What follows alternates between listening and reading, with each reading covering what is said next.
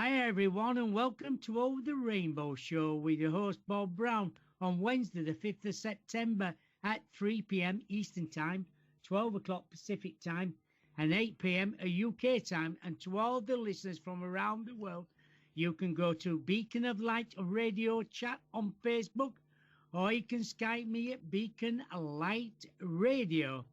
Well, we've got a fabulous guest today. You just won't believe it. If you've been around in the 1980s, you'd have probably heard this band. And what more can I say? If you remember this song, Twilight Cafe, well, my guest tonight is Kay Brown, alias Kay Russell. In the 1980s, Kay Russell had a songwriter. She was a songwriter and guitarist for the band Susan Fassbender, who had a hit single with the song Twilight Cafe. Can we please welcome Kay to the show? Hello, Kay. Hello, Bob. How are you? I'm fine, thank you very much. I know we had a brief chat before the show and everything like that. Can you just tell the listeners about your early life growing up? And we can start with a bit of seeing your first sighting of a UFO or spirit. Oh, I think it's a question of being born a certain type of person. From the age of about 3, I began to become aware of things that other people weren't aware of. Sometimes it was things in the sky, and then sometimes I used to see people and nobody believed me, so I kind of shut up about it, kept quiet about it. Yeah, I know what you mean. For a long time. It is strange, but we all seem to do that. Yes, well, I think that now we're in 2018, I think things are very, very different. So that you can express yourself a little bit better anyway.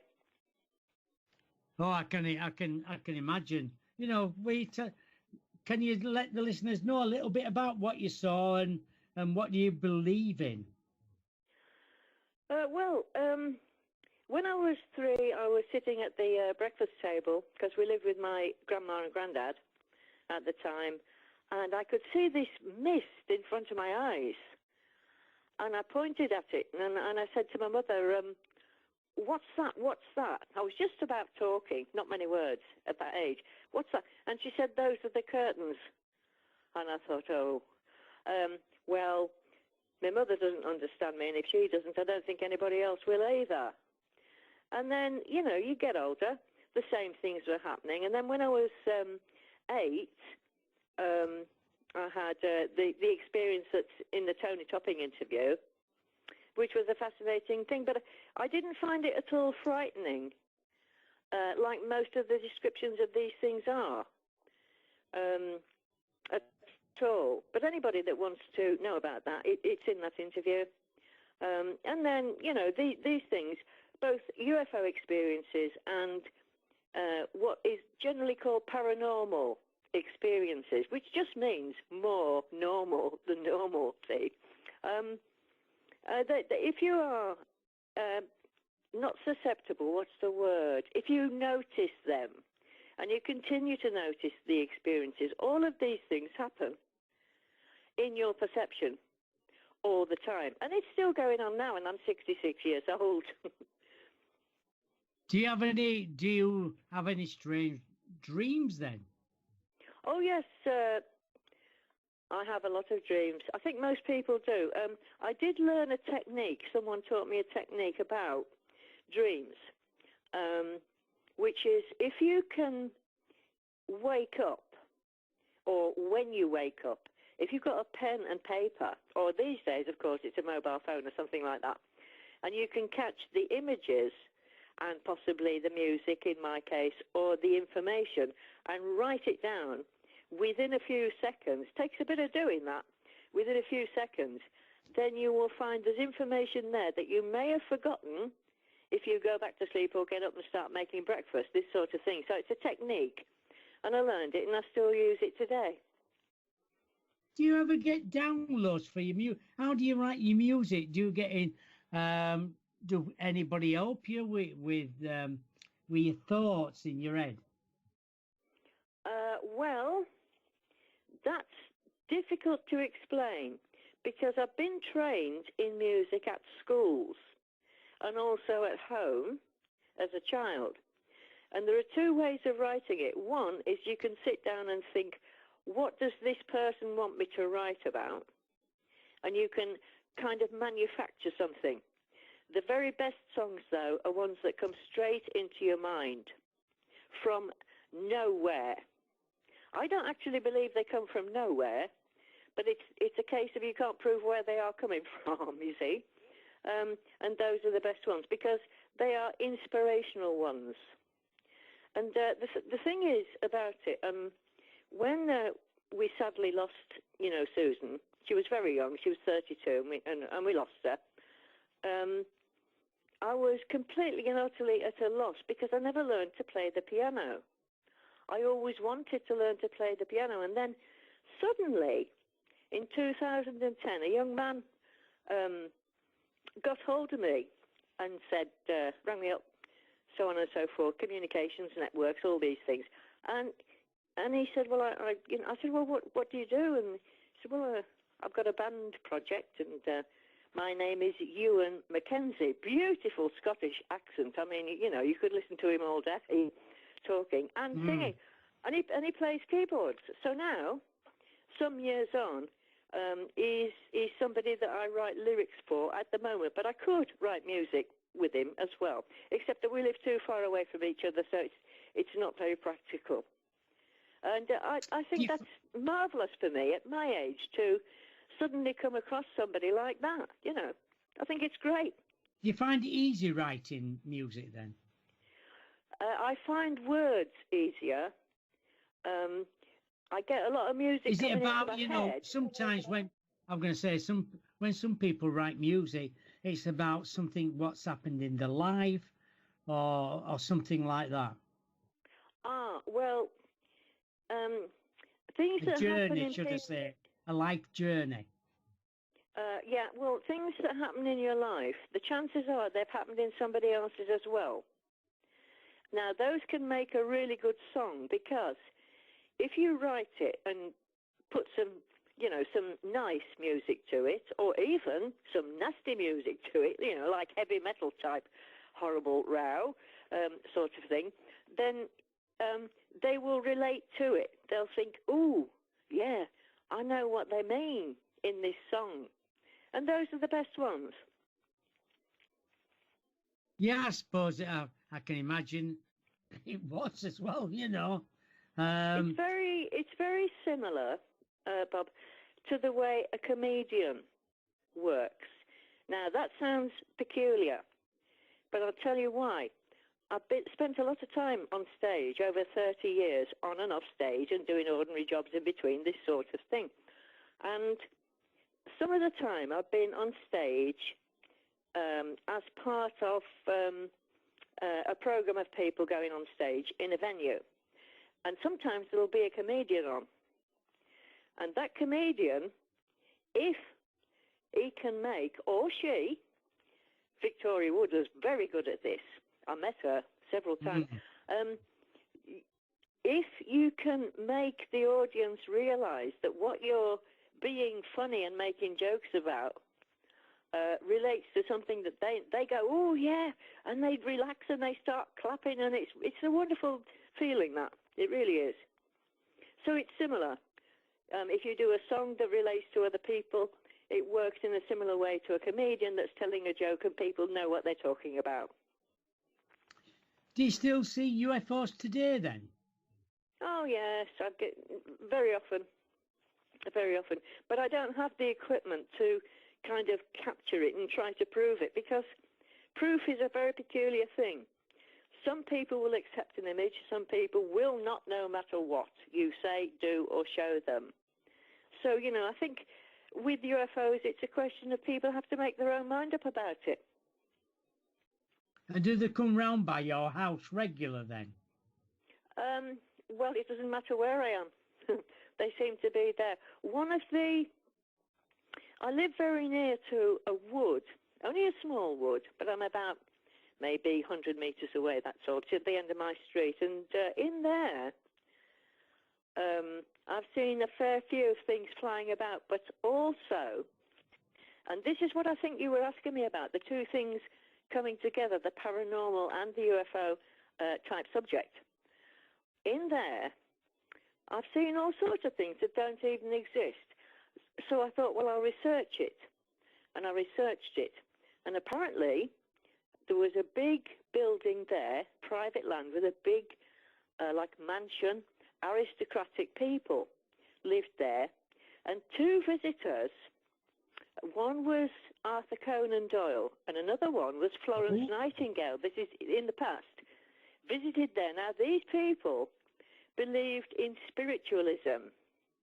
Yes, that's true. They believed in spiritualism, and so my opinion is that it's a kind of a special little place that draws in anything or anyone in or out of a body or in or out of a UFO that is attracted to that place. I think somebody said to me, you call these places a portal. That's right. Where things open up and things can come through and be like come in front of you. It can be somebody 8 foot tall or 10 foot tall. It can be a monk. It can be an animal. It can be a werewolf. Well, I can tell you something about a monk. Now, this didn't happen in the wood, but I do live very near to one.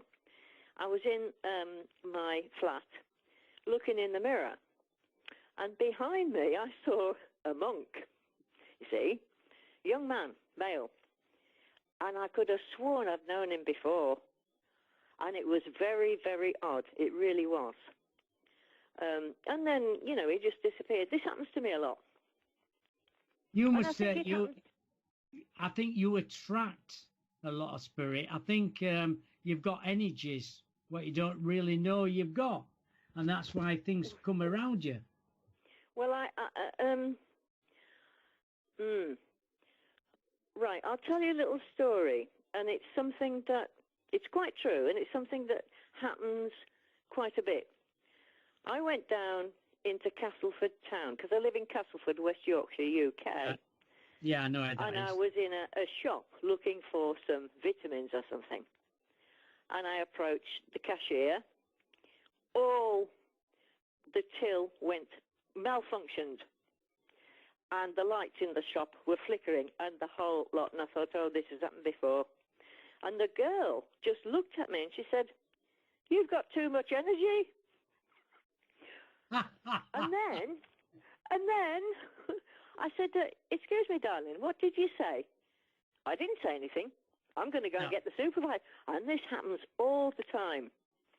You know, people will kind of say things, and then as soon as I've said it, they've forgotten it.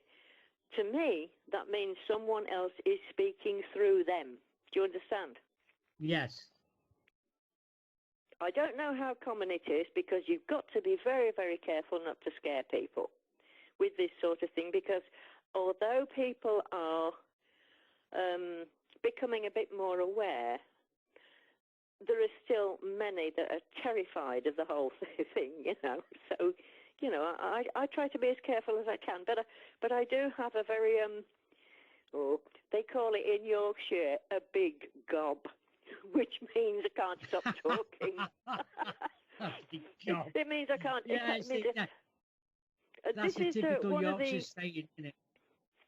This is, Yorkshire saying. This is one of the reasons why I really felt an affinity with people from the United States, because even though, like me, it can get them into a whole lot of trouble, they are prepared to speak out. And I love them for that. It doesn't matter whether it's positive speaking or negative, whatever, but at least they are expressing themselves, and I love them for that. I really do. Have you ever seen aliens? I saw one on the spaceship when I was 8. I saw the main one was a tall one, and then tell us how you got into that spaceship then. Well, I was walking with my father, and we were taking the dogs out for a walk, the family dogs. It was like a park type place in Birmingham, but Birmingham in the UK is a very big place, really. So we walked all over the place. It was a regular habit, and a beam of light came down, and we were kind of lifted up into this place. I was kind of put. It's very hard to explain. It's like. How old was you? 8. I was 8 years old. I don't know what my father would be because I don't know at that time. And my father kind of went in one direction, and I was on my own, and I was on a table. But nobody lifted me onto the table, and I didn't climb onto the table. I was just suddenly kind of there. And then there was this tall. I assumed it was a male person, but, you know, when you say that, people think about sexual or genital thing. That wasn't obvious to me. I just felt the personality was a male-type personality. And then to the right-hand side of me, there were these smallish people, grey-looking. Yeah, small greys and a tall grey. Was that a tall grey then? Well, all I can say is that he was tall, very tall, and thin. But his eyes fascinated me. And being a child, I thought, you know, this man has got sunglasses on. That's what I thought. Because of his eyes? Yeah. Huge, black. But like an almond shape, if you like. Yes. And this guy, he actually gave me a name, but he didn't speak. I told Tony in the interview. He thought. Was that in your? Yes. He thought at me. You see. And ever since then. Yeah. Ever since then. So how did you? Can you remember what happened after that? Yes, I can. There's several details to do with that particular visit onto that spaceship. But what happened after that is, all of a sudden, me and my father and these 2 dogs were back on the ground, and we just went home, but we didn't speak about it. We did not speak about it. But we both knew what had happened. And the strange thing is about dogs, I recently lost one, my favourite dog, 2 years ago, very sad and everything. But in the wood where I live now, my dog would notice things before I did, and he would alert me to them. And I did manage once to get a photograph of a face in a tree. And I've got the photograph here at home. Amazing. But and I asked him... I'm going to say, dogs are very spiritual. Yeah. Both sides of my biological family, not only musical, but also very good with animals and plant life. So this is an inherited type of a thing. Yes. Yeah, I can see that now. But I have to be very careful about this, because I don't want to appear or sound special in any way, because you asked me earlier on, what do I believe? And I'll tell you. What I believe is that every human being has the potential to be the same. And I think they're afraid of it because of superstitious beliefs handed down from the past to them. So, for instance, if you have a child, now this happened to me with my child, without going into too much detail because he could be upset, right? My child, he would be 5. And earlier than that, he would be 3. And he would see things and point and say, "Mummy, so-and-so over there. But you see, his father would be there and say, no, there's nothing there. And this is not the right way, I don't think, to bring up your children. But, you know, it's not for me to say how people should bring them up. It's just that it would be easier for everybody if they allowed the child to see, hear, perceive whatever is happening without punishing them.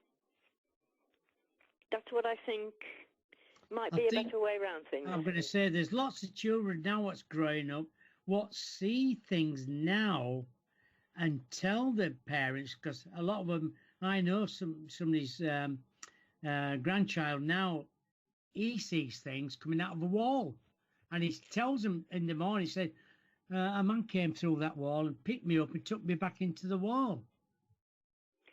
Well, yeah, that doesn't surprise me at all. Years ago, and this is before 1980, I would be going back musically now into the 1970s. It will be about 1975, 6. And I was working with two boys. We were doing folk music. I'm not particularly fond of that, but anyway, that's what we were doing. And one of them, and his name was Martin, I'll never forget it. We're in his bedroom, you see. Nothing untoward about being in a bedroom with a boy. We were playing guitar, but he said, Kay, I'm terrified. And I said, Martin, what's the matter with you? And he said, something comes through the wall and it's coming to get me, and I know it's true. And I had to make a decision at that point. And I was only young myself, you know. And I thought, oh, what am I going to do? What am I going to do with Martin? I said, Martin, there's nothing coming to get you. But I did not say there's nothing coming through the wall. Do you see? No. I see where you're coming from.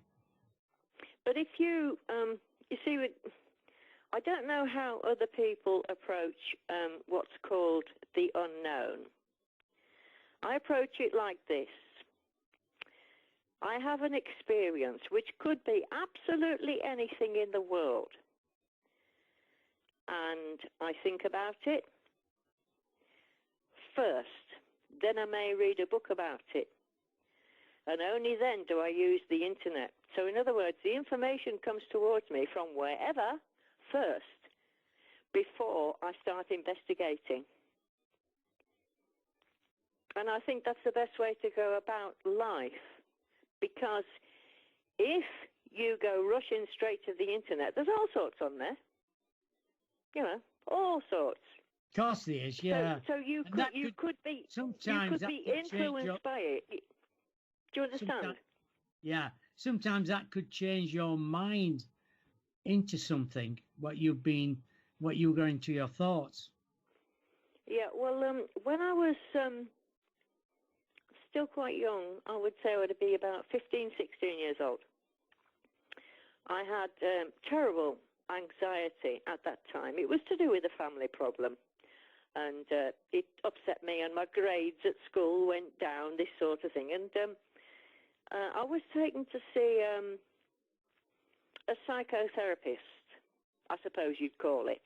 Mm. I tried to hypnotize me, and it wouldn't work. And he said, I cannot hypnotize you.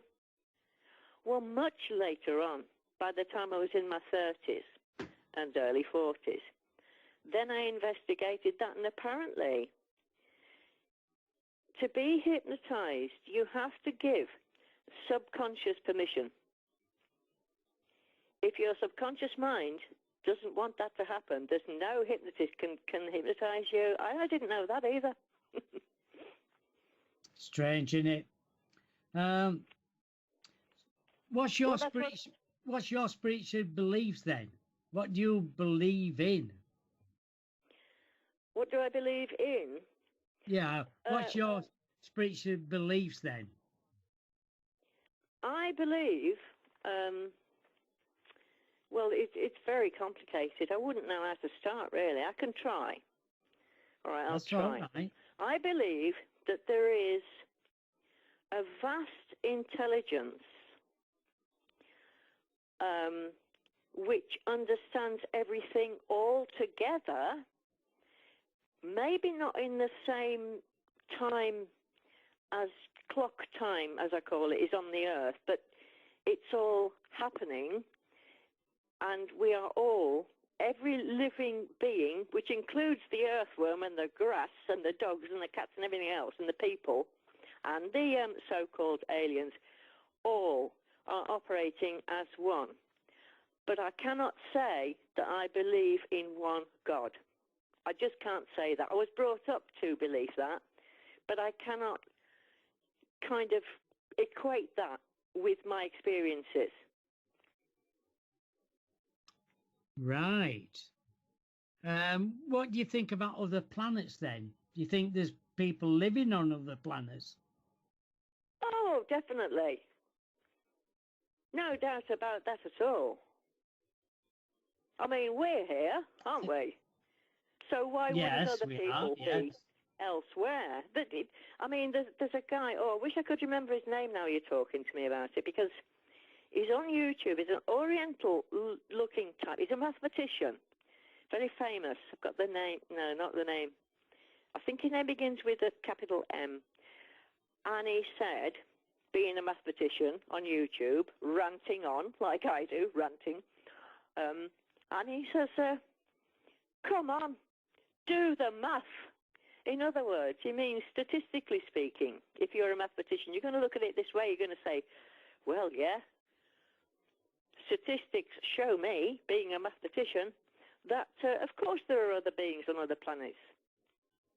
So there's no doubt about it in my mind. Now, in other people's minds, I can't speak for them.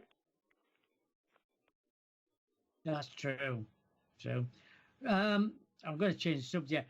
Was you any good at music at school then? Yeah, not bad.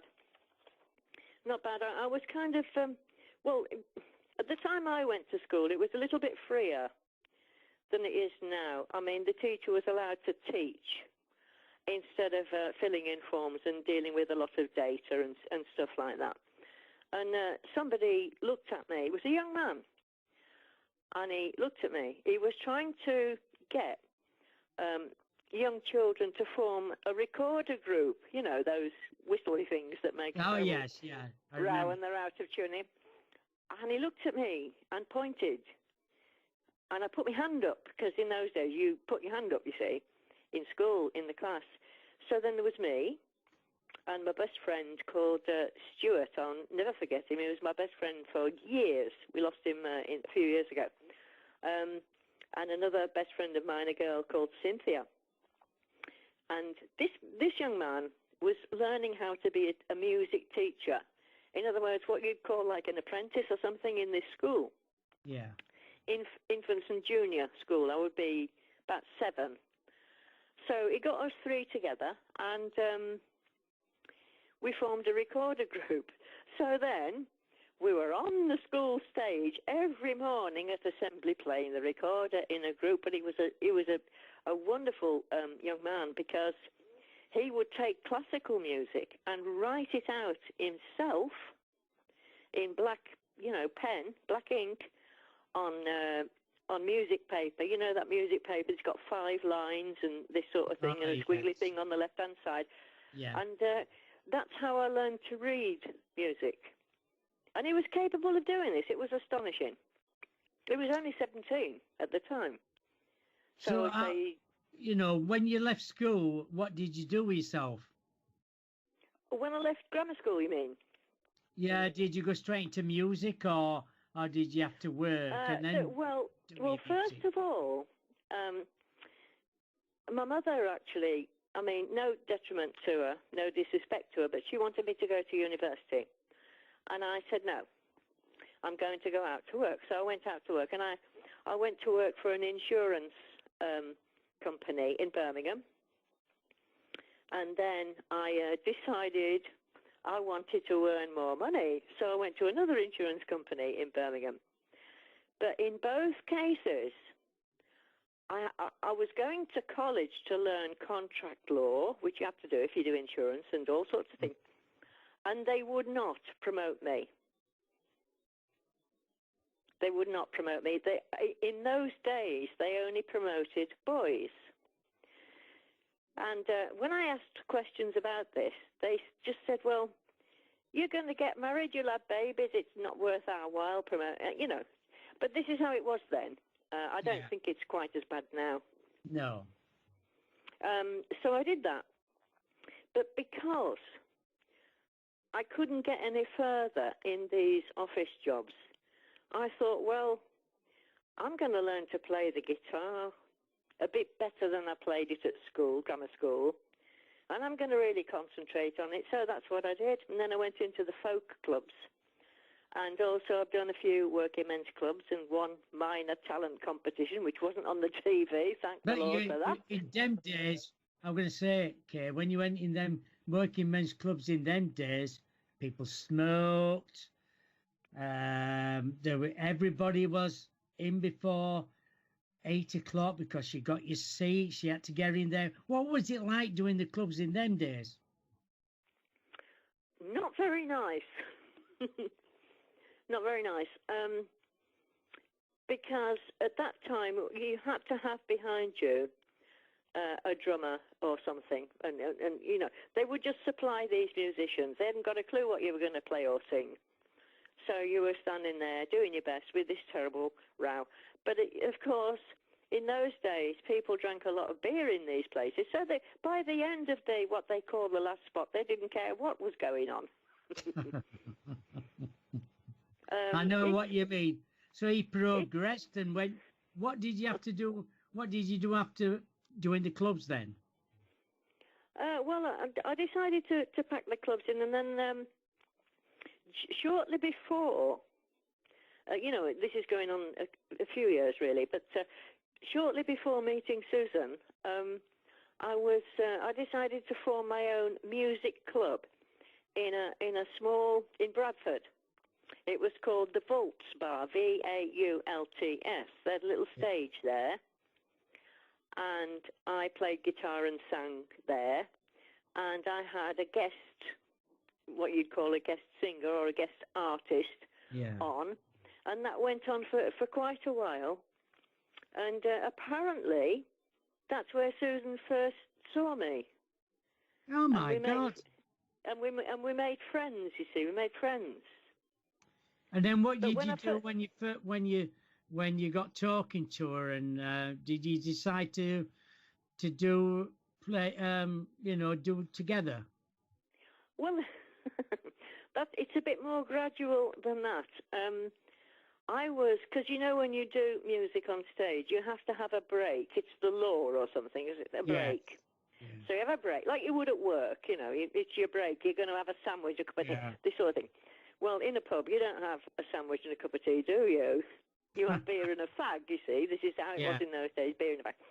So on my break in this Vaults Bar in Bradford, at the bar, half a lager, I thought, don't have any more, okay, else you'll make a mistake with your guitar or something, And this person came up to me and she says, would you like a cigarette? Oh, my God. See? I said, well, yes, please. She said, I mean a real cigarette, not what you're smoking now. Because I was smoking one of these roll-up, you roll them up. Oh, yeah. And we got talking. Well, she was a fantastic pool player. Now, I'm terrible. My coordination for anything like that is absolutely appalling. But I was watching her play, Paul. But I was watching her hands. See, very good hands. I don't know. Skilled-looking hands. See? Yeah.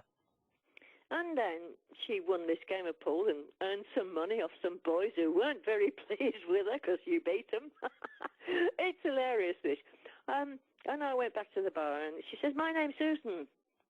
I said, well, I'm Kay. She says, I know.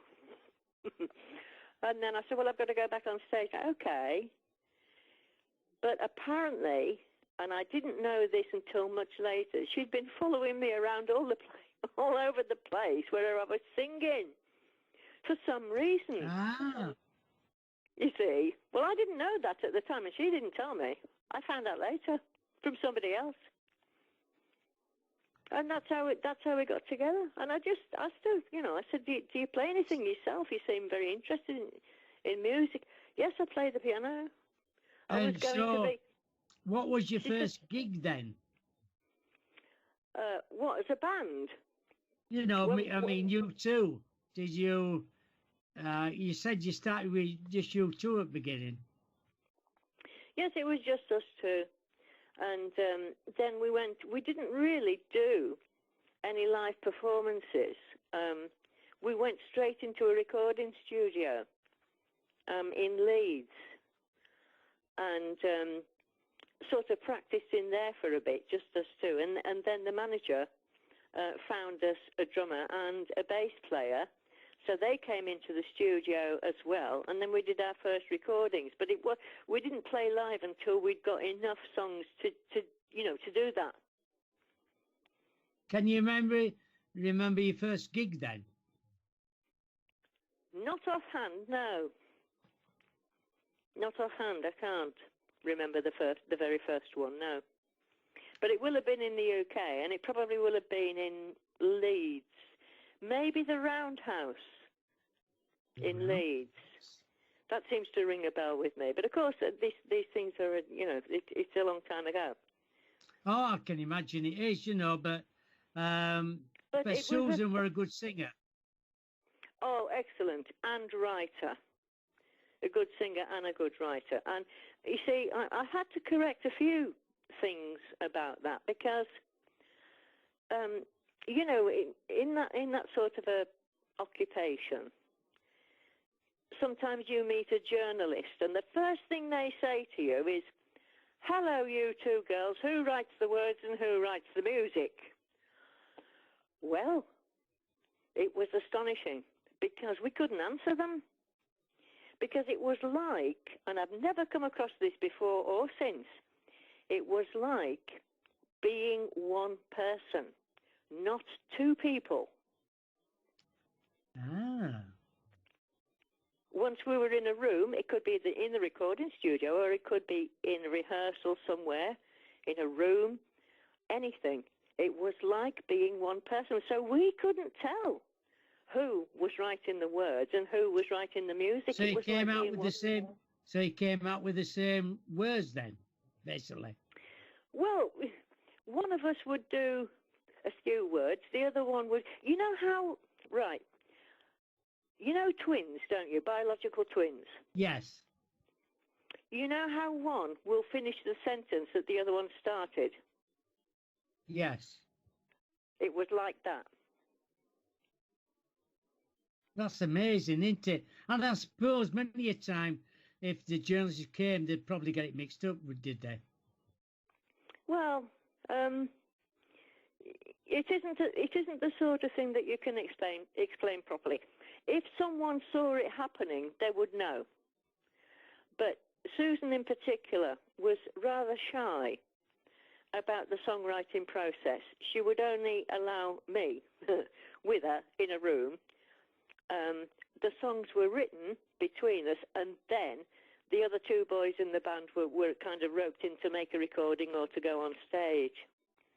And that was how it worked. She didn't want people staring at her and this sort of thing. I wouldn't have cared because I'm outgoing, as you can probably tell. But yeah, and that's strange, isn't it? Pardon? She didn't want the limelight, probably, then, did she? I don't know about that. Didn't want the limelight. I don't think she wanted people to observe the songwriting process. But once she was actually on stage at a live gig, and then she really came into her own. It was astonishing. Very, very strong personality once that was happening. But during the creation of the songs and the songwriting process, she was shy about that.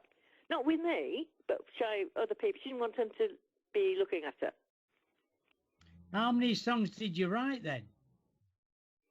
Oh, loads. If you... it's on the internet, actually, because Ewan Mackenzie from Platform Records, actually, I gave him all the cassette tapes. How old-fashioned is that? Of Golly. Yeah, of all the songs that she and I wrote together, and all the songs that I wrote by myself, some with other songwriters, and some other people singing, me singing, and Susan singing. So the whole job lot. And he brought them out, and it's called Demo Collection. There are two. There's Demo Collection 1 and Demo Collection 2. And they're on iTunes and all that sort of thing. And it's, I really have to thank that young man for doing that, because, we were forgotten about. And it's especially sad when Susan died so early in her life. And no one knew anything about her. So, Nobody. I think, very few. Because we weren't very famous. We were what you might call the nickname one-hit wonder. Oh, people remember. Yeah, so people forget you very quickly if you've only had one. If you've only been on, what was the main media then? TV, right? You've only been on television in 1981 once or twice. We went on Top of the Pops twice with Twilight Cafe. We didn't have any hit records after that, but we had tons of songs that would have made an album, or in those days they would have called it an LP, but we got the sack. Yes. Because we got the sack because the other two, the two follow-up singles, either the timing was wrong or something went wrong in the process, so we never had another hit. And of course, if after 3 singles you don't get a hit, you've no chance of making an album. It's very, very different now, though, because a young creative artist, musical creative artist, can do everything by themselves, and they can get a camera and put it on YouTube. You don't need all these managers and record companies and stuff. Those tend to come along later, but you've already got your audience if you do it that way, the new way. How did you find going on Top of the Pops then? How did I find what, darling? How did you find it going to the on Top of the Pops in the in the live studio? That was really funny. I really, you'll see me grinning in the background with my guitar because it's a very, very, it was at that time a very, very small room. And they got these 30, 40, 50 at the most kids. And there was a bloke, a man, pushing them or making gestures to push them towards whoever was playing and singing at the time. And they all did. They were like sheep, honestly. Lovely little souls. And then, of course, you've got the cameramen. Now, the cameramen are floating about, sitting down on these machines, and all the cameras have a little red light on the top. And if you see the red light on the top of the camera while you're singing and playing, then you know that camera's on you. But you see, the cameramen have got this terrible, rather like mine actually, sense of humour.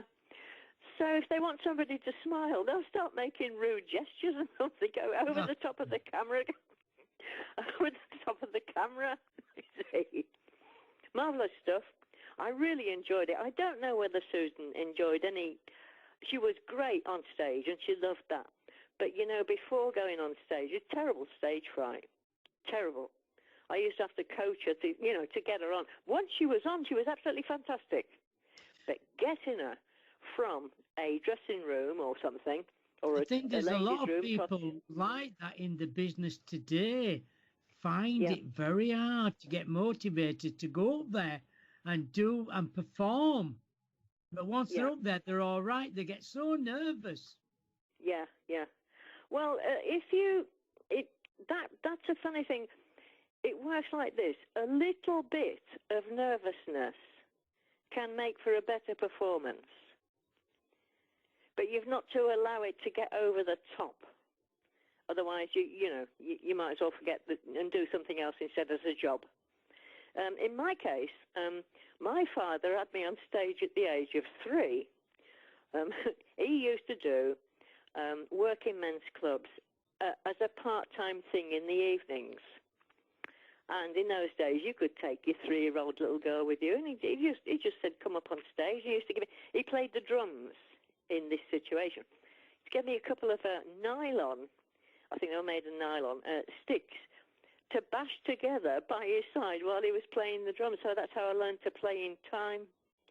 Now, if you experience that at the age of 3 or 4, maybe a little bit older, then you pretty soon get over any stage fright, because children don't have it. No, they don't. Did you meet, did you meet other bands on Top of the Pops and various other venues? I met, one of the Top of the Pops I met, I say met. This is a question of people floating in and out of a dressing room. Phil Collins seemed to be very amusing, very down-to-earth, good sense of humour. But you meet a lot of people. I mean, before all this Top of the Pops type of thing, I met Victoria Wood in the folk clubs. I also met Joan Hammer Trading once in Birmingham. Oh, yes, yeah. Both. But you see, I had to explain. Actually, I think it was on Facebook. I had to explain to somebody. You meet these people very briefly, probably in your break or just as you're coming off when they're going on, and you speak to them. You have a few words together, and then of course, the more famous they get, they won't remember that. You know, nobody's going to remember me from those days because it's so quick. The communication is so quick between you. Yes, I understand that. Yeah. But it must have been great to go on the show. And what did you go on Cheggers? Yep, we went on Top of the Pops, Cheggers Plays Pop, and Swap Shop. Oh my God! I remember Swap Shop all them years ago. Yeah. Was it? Just trying to think his name. Who did Swap Shop? Noel Edmonds. Noel Edmonds, yeah. What was he like then? It was pre-recorded, that one. But right. I understand that he's a very nice guy. Keith Chegwin, Cheggers Plays Pop. I did meet him. We did meet him. And our manager said, "This band is not called Susan Fassbender. This band is called Fassbender Russell." So poor old Keith Chegwin goes on camera and he's going, "Fassbender Russell." Well, the record company, CBS, soon dropped that name. I saw 2 representatives from the record company and they said, "We're not having that name." And I says, "Well, what's wrong with it?" "It sounds like kitchen equipment, so we're going to go back to Susan Fassbender." So that's what happened. How strange is that, isn't it, Susan? Well, does anybody play your music now, or has ever anybody sang your songs? I don't think so. Years ago, I would say 1983, Jane McDonald sang 2 in a recording studio. I was there with her. It was a recording studio called Rick Rack in Leeds. She did a version of Twilight Cafe, and she also sang a song of mine called Walking in Space. But nothing came of that. I tried very hard to get her a recording contract. I couldn't do that. And then a little bit later on, she got that job on the cruise ships, That's right. Yes, that's right. I remember that. Which I think suits her much better. But of course, I do have the recordings here, but you do not put that sort of thing over the internet without the permission of the singer. That's correct. I haven't done that. I haven't done that. No, well, that's you. You're a true professional. Lots of other people would have done. Well, yeah, I think so. I might not be. Okay. I'm not a religious person, but I have ethics. Ethics. It's not necessarily. It's not necessarily a sense of right and wrong. It's because that can mean anything. I mean, what's right to one group of people can be totally the opposite for another. So, but ethics to me is do whatever you please without hurting anyone. That's what I believe in. So you've got it in one. Yeah. Yeah, I've heard Jane McDonald sing. She's a very good singer. Oh, yes, she is a very good singer. But she's also a lovely, warm person, a great personality. I know because I spent quite a few, hours with her in that recording studio, and we got on like a house on fire. But I'm not really that much in contact with her. I'm going to say now she's had her ups and downs in life as well, hasn't she? Oh, I'm quite sure. This is usually to do with boyfriends or husbands, I have to say. We all get it. So did you ever get married then? Oh, yes, I've been married twice. Oh, my God. Right. Yeah, and? And? I'll use a phrase that a good friend of mine uses, and your point is? Yeah, your point is? She says it just like that. You could say anything to her, and she'll go, and your point is? I like it. Right, are you still writing today then? Oh yes, I'm writing songs with Ewan Mackenzie from Platform Records. Here at the moment, I tend to write the lyrics, send them to him, and he puts the music on because he's marvelous. I love his music. I really do. I love it. It comes out under the name Emporium. You see. Because Right. That's what he calls his music, Emporium. Emporium. And does he record these then? Oh, yes. Yes, he records and sings them. He's worked with a lot of people, I think, in the past. A bit like me. He's a lot younger than me, but, I think. I don't exactly know his age, but, I'm guessing that he's somewhat younger than I am. And like me, he kind of was musical from nowhere, out of the air, so to speak, and progressed doing it. And he's still doing it, and so am I. So I think the arrangement seems to be working very well. But of course, I get on everybody's nerves. I send too many texts. I talk too much. I drive everybody up the pole. But I've been working with you now for about 8 years, writing. I still haven't met him in person. Isn't that strange?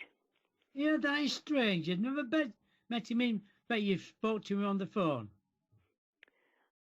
Well, we communicate on the phone, yeah. Mobile phone text usually, or I send him his lyrics in the post. And I usually say, well, if there's anything about these lyrics, these words that you don't like, you feel it, change them, adapt them to your music. I don't mind anybody doing that. But that keeps you going then, writing, writing your music then, writing your songs. Could you repeat that, please, Bob? You're like me, you're getting later on in life, but it's still something you like doing every day. Putting pen to paper and thinking about things, and so it might just come into your head, think, I better just write that down now. Oh, yes. You should see my flat. It's full of pieces of paper, big pieces, little pieces, all over the place. And every so often, I have to divide them into these piles. 1, to look up this on the internet. 2, to tell somebody or write to somebody about. 3, to phone somebody about it. And this is what it's like for me. And I don't think that's ever going to stop. I really don't. Well, I think it's good. It's good, but you can still do that. Well, I mean, I've tried many things. Do you ever go? I was going to say, do you still get out now and then, or do you ever go to a folk club, or do you ever go to listen to a band?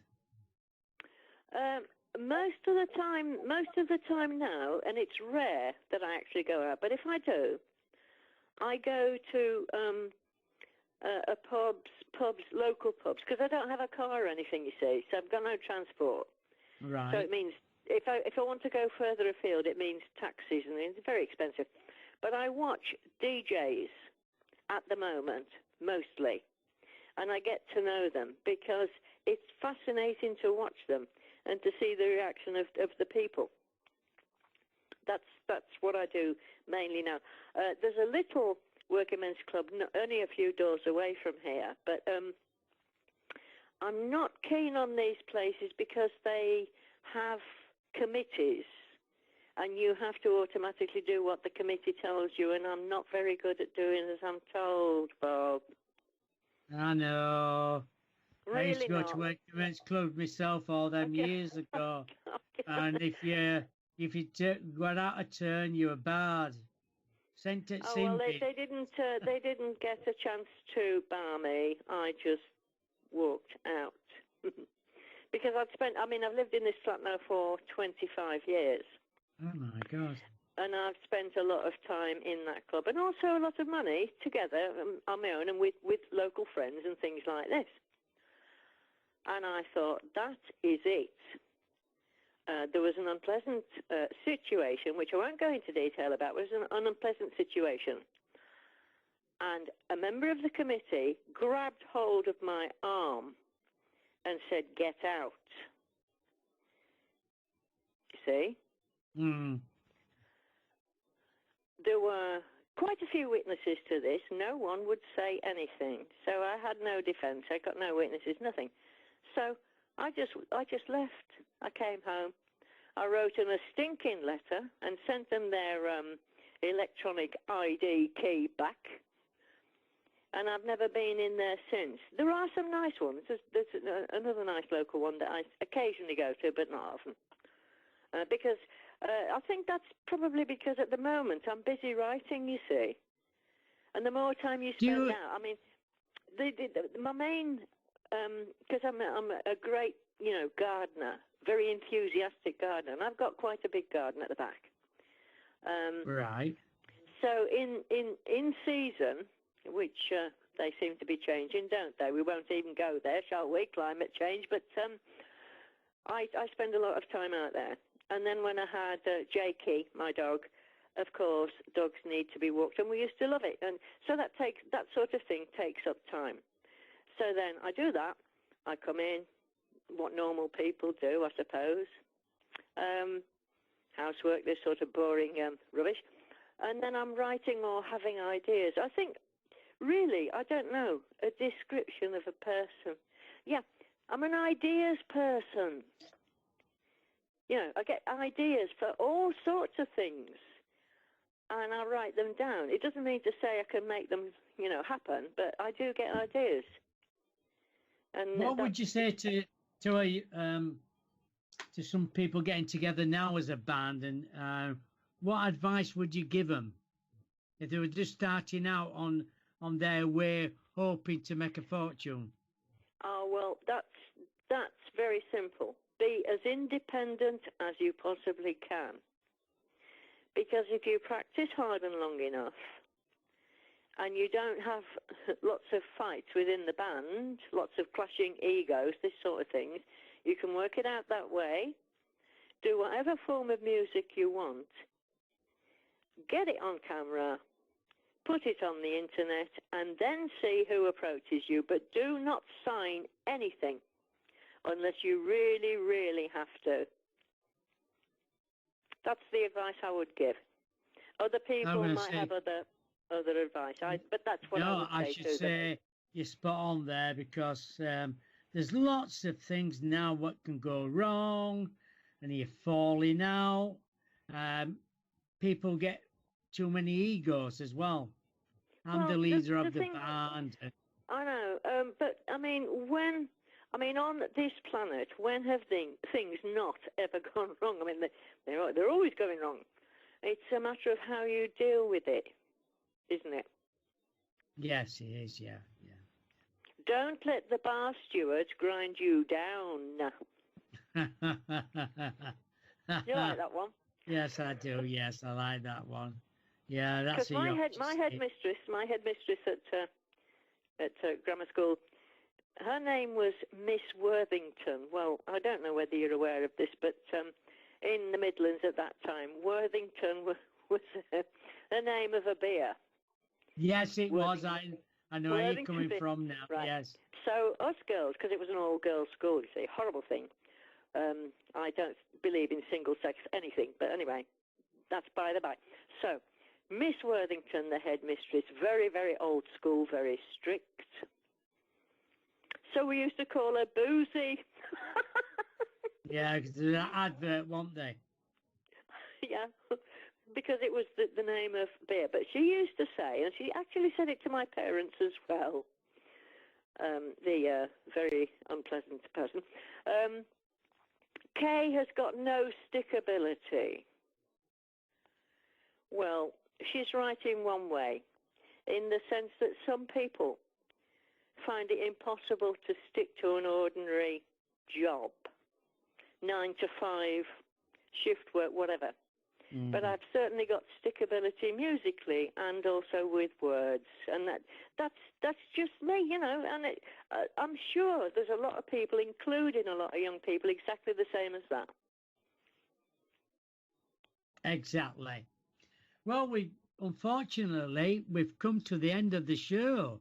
Unfortunately, it's gone ever so quickly. Time goes quicker when you get older. It does. Everybody says that as well.